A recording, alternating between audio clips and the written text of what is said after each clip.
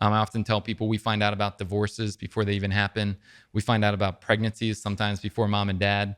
We find out about job promotions or people getting fired almost before they happen. So now we need to take that situation that we're put in and help them come up with a transition. So do they have a home to sell? Do they need to borrow money? Don't they have to? Should we develop a HELOC on their property so that they can purchase another property without selling? Do they need temporary housing? It's just a lot of moving parts that we need to kind of articulate and work through with the couple or with the family to try to make the transition as smooth as possible. Welcome to the Men of Iron podcast. At Men of Iron, we exist to change a culture one man at a time. We are challenging guys to thrive in their core five: faith, family, friends, fitness, and finance. Today, we're going to be talking about finance, particularly real estate, and we have a special guest with us, Brad Zimmerman. Brad's the owner of ReMax Pinnacle. Brad, welcome to the podcast. Hey, thanks a lot, Josh. Glad to be here. Yeah. So before we jump into the nuts and bolts, just tell us a little bit of your background. How did you get into real estate? Yeah, it's a great question. So grew up in Lidditz my entire life, Lancaster County, and so still living there with my wife and 5 kids. And so after high school, went on to Stevens Tech, Thaddeus Stevens College of Technology in Lancaster. And I went there for graphic communications. Wasn't sure exactly where I was going to end up or what I was going to do. But from there, I ended up getting a job at Home Sale at the previous real estate company I was with. And started off in their corporate office doing all the advertising and marketing for the Harrisburg and Lancaster regions. And then transitioned out of that role, moved into more of a training role. So we had about 1,200 agents, about 23 offices. And I go around to different offices and train them on tools, programs, technology.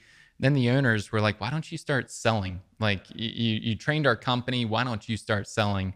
And so then I got my real estate license. When they came to you like that, what went through your mind? Was you like, yes, of course, or was like, I don't know? Well, I realized what I was realizing about myself at the time was I loved being with people, and they were starting to add products in the things that I was presenting to sell to our agents that were in-house. And I loved that interaction. I loved helping people achieve their dreams through a product that I could offer, through a service that I could offer. So through that, as they related it to real estate, they're like, instead of selling a website to our agents that we're personalizing, why don't you sell a home to somebody that can fulfill their dreams? And when they related that, it really made sense. Yeah. So they make this offer to jump into the sales side. What were the first steps and how did that go? Yeah. So like it feels risky because an offer in real estate is like, they joke that more people have their real estate license than their driver's license. So, and when you're a realtor, you're an independent contractor. So there's like the job offer feels great, but it's not really a job offer. You need to sell to make money because we're full commission. I think there's some parallels to like ministry jobs and real estate. It's like we hire somebody and we're like, hey, it's great. Now go raise the money. So it's the same thing. It's like, hey, you're hired. Now go make some sales. Same thing, right? And they always say the real estate industry, flexible job and unlimited income. And that's how they sold it for years. And I always say that it can be flexible. It can be unlimited income, but it takes a long time to get there. It takes time to get there and develop a business. The hard part's not getting the license, even though some people think that is the challenge. The hard part is actually developing a business out of selling real estate. So what were those key steps once you did make that switch? What were those key steps to grow your client base and just to kind of grow your real estate? Yeah, so I work heavily on sphere of influence. So with the friends, family around me, and I use a scoring system where I have A+ in my database, A's, B's, C's. So do you tell your friends what their score is? I was just going to say, there's probably some people that are going to hear this and say, am I an A+ in your database or an A or a C? But it's basically who's most likely to refer you. And so when I got in the business, I learned that coaching technique from a coach that I follow, and it worked really well. Allows you to focus on your time of where are you spending your time, who are you spending time with, where are you investing money, instead of just randomly, kind of trying to figure it out. You invest in the people that are around you and they trust you. And then they pass on referrals, which I often talk about the speed of trust. Yeah. And that can happen fast, really, in our industry. Yeah. So I think like the network's huge, but then you have to know what you're talking about. That's exactly right. That's exactly right. So they often say fake it till you make it, which doesn't always work in real estate because it's one of the number one investments of people's lives, So it's a big deal to people and you want to guide them well. And obviously with homes, there's a lot of different things that can, be wrong with homes and things like that. So we want to guide people well. I always tell the team we're a customer service organization that happens to sell real estate. Yeah. I think you just mentioned like it is probably the largest purchase most people will make, and it can be confusing. What mistakes do you see out there? Or what the things that like make you cringe when you say like, that's not good? Yeah, I think it's with all of our industries right now, right? Where people just think I can just go to Google and ChatGPT and just figure it out. I would say reach out to the professional, the real estate professional, specifically in real estate. Obviously, there's accountants, there's financial advisors, there's all kinds of industries that you can do it. But there's nothing like speaking to the professional that's doing it every day. Google and your friends and your family that bought, 10, 20, 30 years ago, it just makes a big difference of what's up to date in today's market. I often say we'd see trends in the real estate market over a year, over a quarter, over several months. And right now the industry is interesting where it can almost change by the week. And I think the patterns have changed and shifted to the speed because of social media. And when one thing happens in the market or the world, it impacts our industry very quickly. Where before it'd take a little bit of time to transition and things like that, where right now we can seriously feel shifts in the marketplace literally by the week, which is interesting in our market. Yeah, no, that's really interesting because most people aren't paying that close attention. And so it's so important to have a professional in your corner. Talk a little bit about, like, obviously the knowledge is really important, but you have a couple come in front of you. There's a lot other parts to the role that you have. Like, what if they're not even on the same page? Yeah. Like they both, like when you quickly realize like they don't even both want the same thing. Right. Like, there's got to be an element of that in what you're doing too, is like some counseling, just like communication as a couple. Yeah, 100%. I tell the team all the time, like I mentioned before, we're a customer service organization that happens to sell real estate. And the reality is that we're doing more than just opening doors and pushing out paperwork, right? Like we are literally helping couples and families develop a game plan to transition to one home to the next. I often tell people we find out about divorces before they even happen. We find out about pregnancies sometimes before mom and dad. We find out about job promotions or people getting fired almost before they happen. So now we need to take that situation that we're put in and help them come up with a transition. So do they have a home to sell? Do they need to borrow money? Don't they have to? Should we develop a HELOC on their property so that they can purchase another property without selling? Do they need temporary housing? It's just a lot of moving parts that we need to kind of articulate and work through with the couple or with the family to try to make the transition as smooth as possible. Yeah, no, that's so good. I think you think about like all the nuts and bolts of the actual process, but then the emotions that go into it. And I think you hear this a lot, like, oh, I'll just sell it myself. Like, I don't want to pay the commission. What's your response to that? Like, I'm sure that's a normal, like, I'll just do it, private sale. Like, what's your response to something like that? I actually have a quick story on that. I didn't know we were going to talk about it, but I think my client would be okay with me sharing it. I did get permission before, but there was a client in the local market that tried for sale by owner and really wanted, a certain price point, and was going to try it on his own. Was very clear with me that he's going to try it on his own. Tried it on the market, for sale by owner. Had some people interested in looking, but no one was willing to pay that money. And so he came to me and said, Brad, you're the professional. Just do this. Stick it on the market. Do your thing. Just go for it. And I told him, I said, hey, well, here's the reality of it is I'm gonna probably price it $50,000 less than you even wanted, and you're gonna owe the commission. And he's like, Brad, I trust you. You're my guy. Go for it. So we put it on the market for that. We got over 150,000 over asking price, which was over 100,000 more than what he was trying to get on his own. And he just said, through this process, through your network, through your marketing, through your negotiations, you were able to get me over six figures more than I was trying to on my own. So when you develop stories in life like that are the reality of people and people's lives and helping them sell and pivot and putting them in the right position, to market their home, it allows people to see through those stories of examples in life. Yeah, that's awesome. I think You can't overestimate the value of having good counsel. Like we're a mentorship group here at Men of Iron. Like Right. you need other people to speak into your life, especially when they have the experience or they're a season ahead of you and like, hey, I've been through this, I've done this. You can't replace that. 100%. I love mentors. I have a few mentors in my own life, and a huge component of my life, not only my faith walk, but also business. So it's been very instrumental for me taking different steps in my journey, whether it's raising my kids, or also getting into, business. And I'll never forget the first investment property I bought.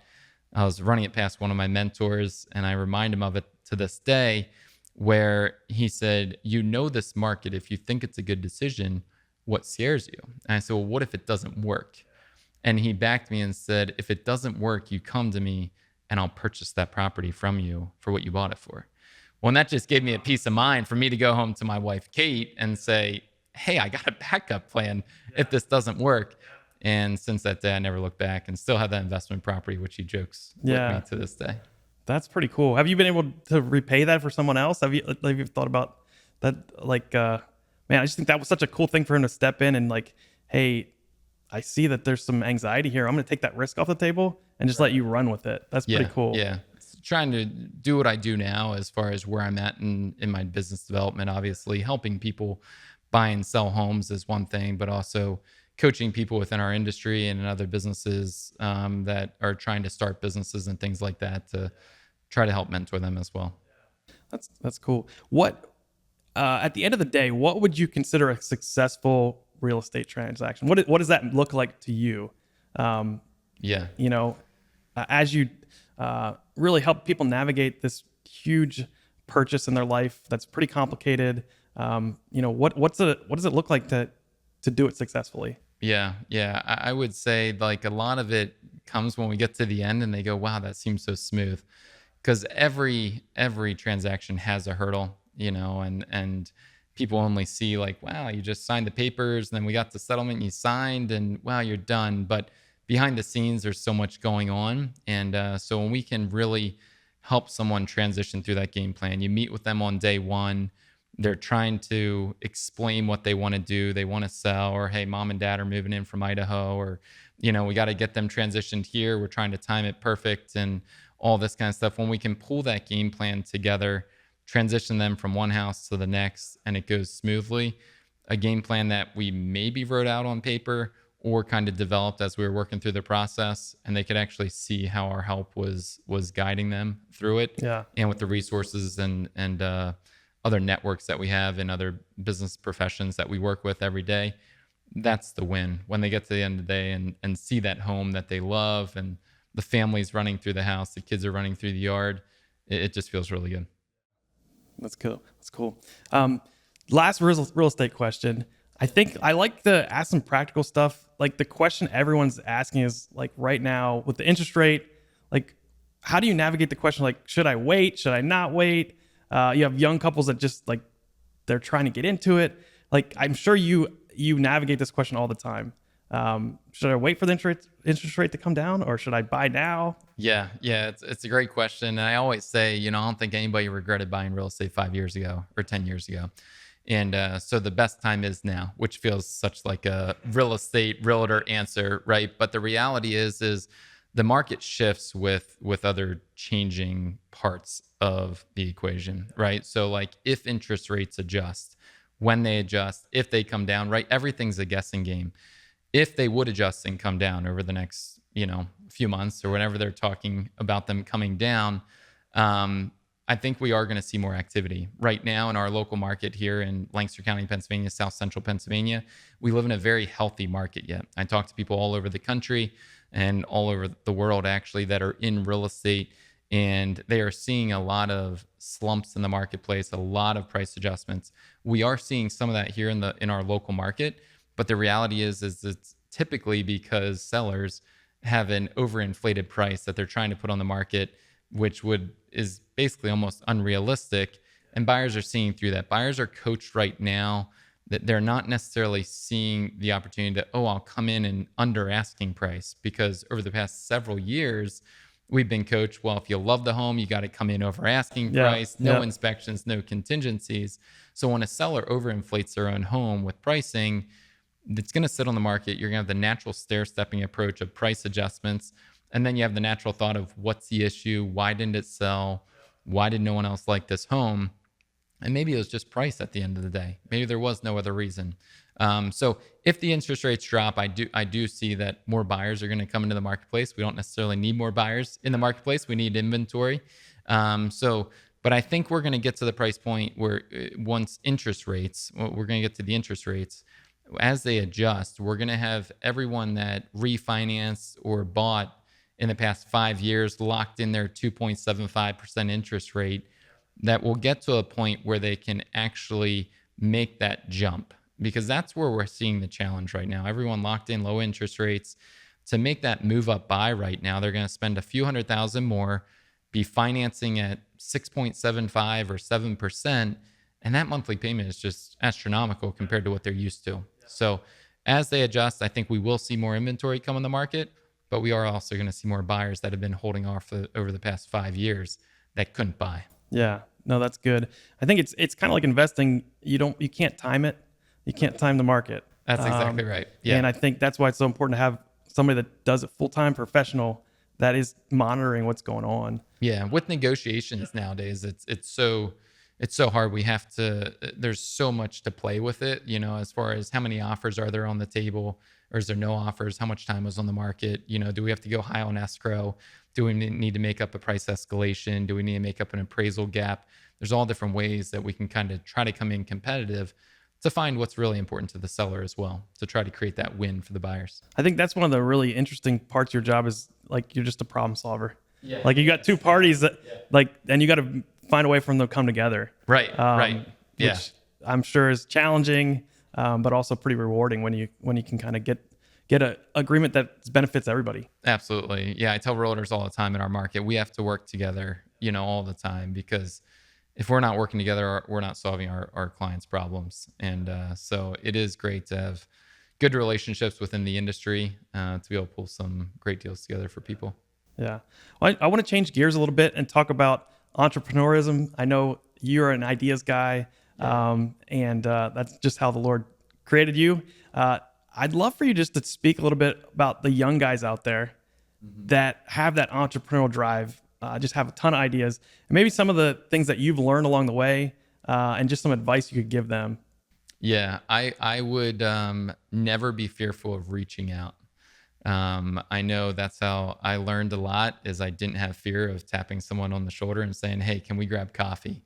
And I think there's a lot of people that are willing to help the younger generation, whether it's with ideas or connecting them with someone else, whether it's financial or time or just sharing ideas and brainstorming their ideas. So if it's a younger entrepreneur that's out there, I would encourage them to, I would grab coffee with them as well. And there's a lot of people that would, just to share ideas. Sometimes there's the need for ideas. Sometimes there's the need for time, and sometimes there's the need for money. And sometimes things just shouldn't come to the market. Sometimes there's bad ideas. So well, I think, every entrepreneur needs that sounding board that says no. That right, exactly. Don't do that. I have good sounding boards within my life. My wife is one of them, and my brother is one, and I have several others, because I have several ideas throughout a week, and some are good ideas, but most of them are bad. So yeah, that's great. I think. Man, that's just another spot where you need mentors. And I think a lot of times our pride, or we're just like competitive and like we don't reach out, or we answer for people. Right. And we don't reach out. And, what you find is there are a lot of people that would be willing to meet and kind of give you that advice. Yeah, that's exactly right. Yeah. What when you're getting something off the ground, what's the key ingredient to that?